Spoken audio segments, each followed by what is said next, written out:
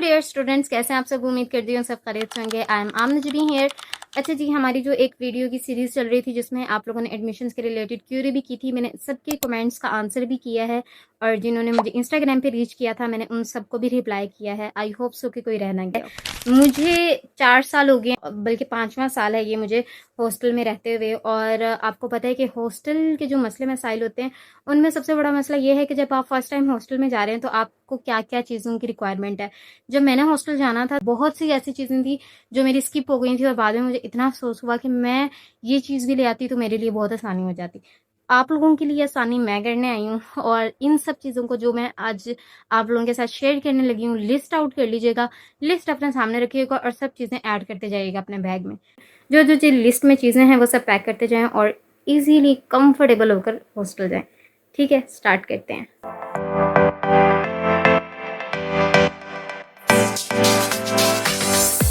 फिर मैं सबसे पहले बात करती हूँ हैंड कैरीज की।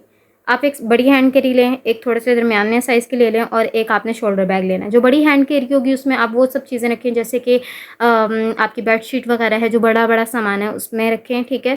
छोटा हैंड कैरी आपके तब काम आएगा जब आपने 1-2 दिन के लिए या 3-4 दिन के लिए घर आना है। जो बड़ा हैंड कैरी है ऑब्वियसली वो आपके हॉस्टल के कबर्ड में ही रहेगा। और जो छोटा बैग है यानी कि शोल्डर बैग है, ऑब्वियसली आपने यूनिवर्सिटी भी जाना है, उसमें कुछ ना कुछ लैपटॉप वगैरह या आपके डॉक्यूमेंट्स या आपके रजिस्टर वगैरह कुछ ना कुछ तो आपने रखना होगा। तो वो शोल्डर बैग आप अपने उस चीज़ के लिए रख लीजिए। ठीक है, 3 चीज़ें हो गई हैं। अगली चीज़, बाकी बात आ जाती है आपके कैजुअल वेयर की, जो आप हॉस्टल में आराम से पहन के फिरा करेंगे। ठीक है, वो आप एक तरफ रख लें। दूसरी चीज़ आ जाती है कि आप लोगों ने एक सूट एथनिक वेयर के तौर पर रखना है। यानी कि अगर कोई आप लोगों की का एनुअल डिनर आ जाता है, ऑब्वियसली जूनियर्स होते हैं तो उनको एनुअल डिनर अटेंड करना होता है, तो ना पार्टी वेयर ड्रेस जो कि आप लोगों के लिए आगे काम आए। अच्छा, ये सब चीज़ें तो होगी आप लोगों की ड्रेसेस में। अब बाकी बात आ जाती है कि ये गवर्नमेंट हॉस्टल है, कोई प्राइवेट हॉस्टल नहीं है जिसमें आपको हर एक चीज़ वहीं पर मिलेगी। आप लोगों को सिर्फ एक चारपाई मिलती है और साथ में एक कबर्ड मिलती है जो कि खाली होती है और बर्बाद हो चुकी होती है। आप लोगों ने उसको खुद सेट करना होता है। तो इस चीज़ को माइंड में रखते हुए जाइएगा कि आप लोगों को और कुछ नहीं वहाँ पर मिलेगा। एक कमरा, एक चारपाई और साथ में कबर्ड्स। ठीक है। अच्छा, अब उस चारपाई को ऑब्वियसली आपने सेट करना है तो या तो आप मैट्रेस साथ लेके जाएँ क्योंकि वो खाली चारपाई होगी। ठीक है। और उस चारपाई पर आपको ऑब्वियसली बेडशीट चाहिए तो बेडशीट अपने पास रखें।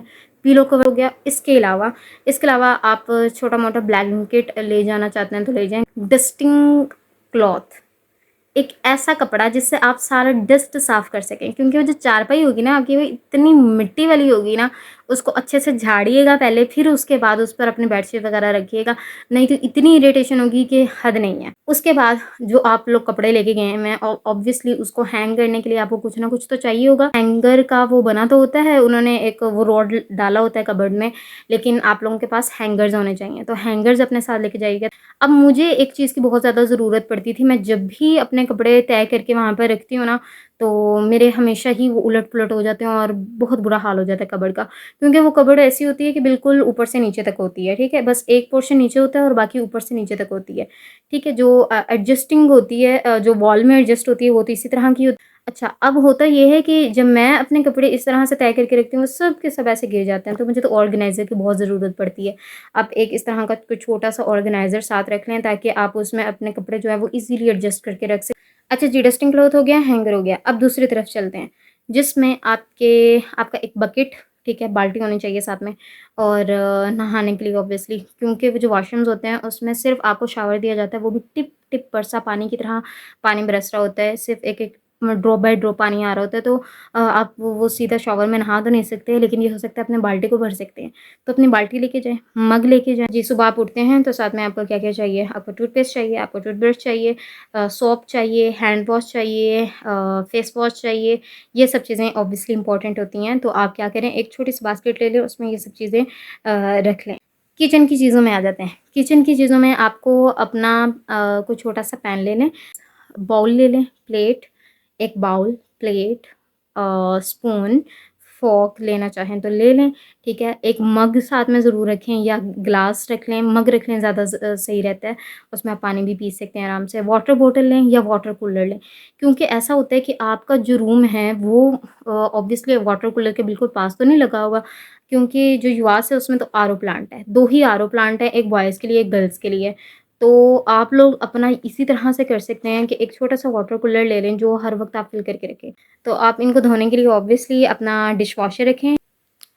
उसके बाद आपके पास आ जाता है कुछ मेडिसिन्स, जैसे कोई पैनाडोल हो गई, सर का दर्द है तो पैनाडोल बंदा ले ले, और कभी वॉमिट हो गई शुरू-शुरू में आपको मेस का खाना थोड़ा बड़ा अजीब-सा लगेगा, तो ऑब्वियसली हो सकता है कि आपको नॉज़िया और डायरिया जैसी कुछ कंडीशंस हो सकती हैं, तो अपने डायरिया के लिए कोई छोटी-मोटी मेडिसिन रख लें, या आपको खाँसी, नज़ला, ज़ुकाम हो सकता है, कोई छोटा-सा सिरप रख लें, या आपकी कुछ अपनी पर्सनल मेडिसिन्स है, कुछ रख लें इस तरह से। यानी कि छोटी-छोटी जो चीज़ें होती हैं, कुछ बैंडेड हो गई या कोई रुई वगैरह होगी, इस तरह की जो चीज़ें होती हैं ना, वो आप अपने पास रखें। यानी कि फर्स्ट एड बॉक्स बना लें ताकि वो आपके लिए ईज़ी रहे, आपको बाहर जा के बार-बार धक्के ना खाने पड़े। अच्छा जी, अब उन चीज़ों की तरफ चलते हैं जो कि आप लोगों के माइंड में नहीं रहेंगी। वो ये कि आपने अपना लॉक एंड की भी लेके जाना है, ताला और चाबी अपने साथ लेके जाएँ। ऑब्वियसली जब आप कबर्ड को लॉक लगाएँगे तो पहले दिन ही आप जाकर किसी पे बिल्कुल यकीन नहीं कर सकते। तो जब आपने अपनी चीज़ें रखनी हैं तो अपने प्रोटेक्शन में रखनी है, वहाँ पर कोई किसी की ज़िम्मेदारी नहीं लेता, तो आपने अपनी ज़िम्मेदारी खुद लेनी है। देते हैं आप अपने असाइनमेंट्स पेपर अपने साथ रखें, अपने जो आपके डॉक्यूमेंट्स हैं ऑलमोस्ट वो 5-5 फ़ोटोकॉपीज़ तो करवा के रख लें, क्योंकि आपको शुरू-शुरू में इन चीज़ों की ज़रूरत पड़ेगी। आपने स्कॉलरशिप के लिए अप्लाई करना होगा, फ़ोटोस्टेट की ज़रूरत पड़ेगी।